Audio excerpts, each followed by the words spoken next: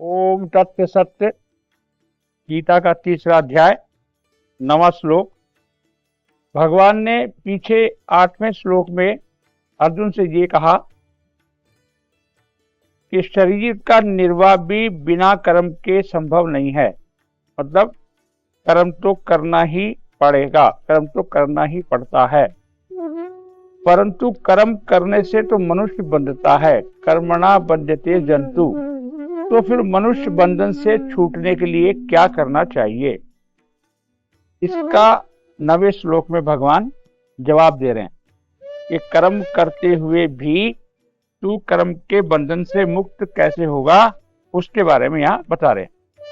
यज्ञ कर्तव्य पालन के लिए किए जाने वाले कर्मों से अन्यत्र अपने लिए किए जाने वाले कर्मों में लगा हुआ यह मनुष्य समुदाय कर्मों से बंधता है।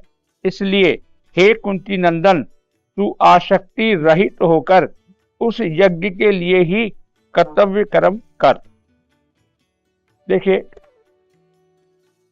यज्ञ कर्म के लिए भगवान यहाँ कह रहे हैं कि आपको यज्ञ का कर्म करना चाहिए, क्योंकि यज्ञार्थ अगर आप जो कर्म करेंगे उस कर्म से आपको बंधन की प्राप्ति नहीं होगी, बल्कि जो किए हुए आपके कर्म हैं उनका भी नाश होता है। तो जो यज्ञ के लिए कर्म क्या शब्द है, यज्ञ किसे बोला जाता है? जैसे यज्ञ का काम क्या क्या है? यज्ञ है, दान है, तप है, होम है, तीर्थ है, व्रत है, वेद अध्ययन है, समस्त शारीरिक व्यवहार और परमार्थिक क्रियाएं आ जाती हैं। कर्तव्य मानकर किए जाने वाले व्यापार, नौकरी, अध्ययन, अध्यापन आदि सब शास्त्रविद कर्मों का नाम यज्ञ है। दूसरे को सुख पहुंचाने तथा हित करने के लिए जो भी कर्म किए जाएं वे सभी यज्ञार्थ कर्म हैं। यज्ञार्थ कर्म करने से आसक्ति बहुत जल्दी मिट जाती है तथा कर्म योगी के संपूर्ण कर्म नष्ट हो जाते हैं, अर्थात वे कर्म स्वयं बंधन कारक नहीं होते, प्रत्युत पूर्व संचित कर्म समूह का समाप्त कर देते हैं।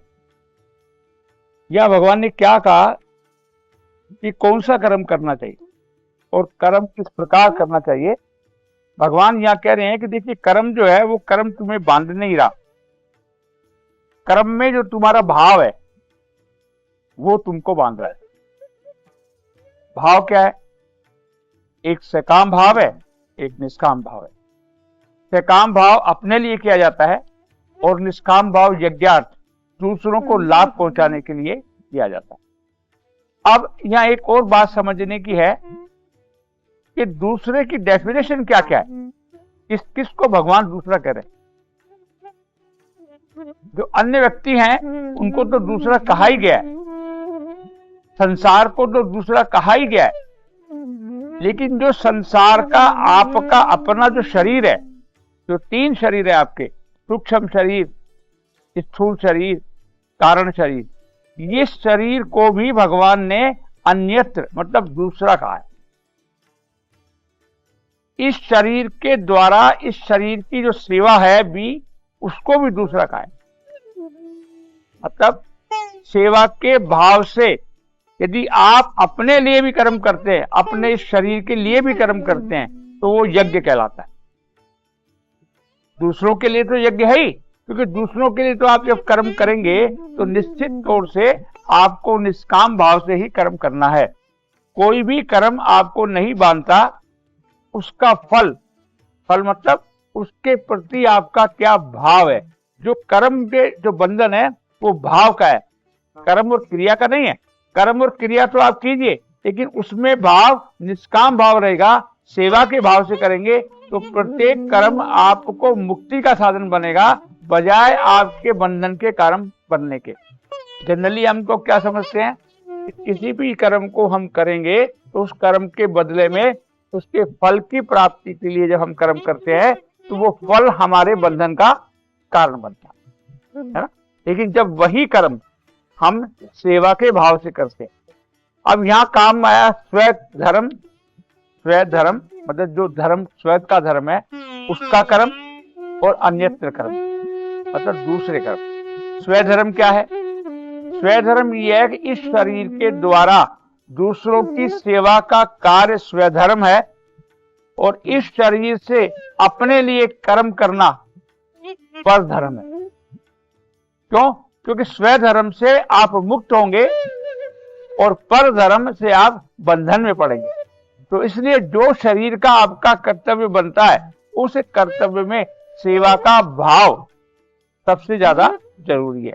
अब जो भी आप कर्म करते हैं, देखिए आप व्यापार करते हैं, तो व्यापार में क्या आपका धर्म है? क्या किसी व्यापार कर रहे हैं? धन कमाने के लिए कर रहे हैं। तो जैसे ही आप दुकान बंद करेंगे, दुकान बंद करते ही आपका जो ध्यान है वो कहाँ जाएगा? धन की तरफ जाएगा कि कितना धन आया, है ना।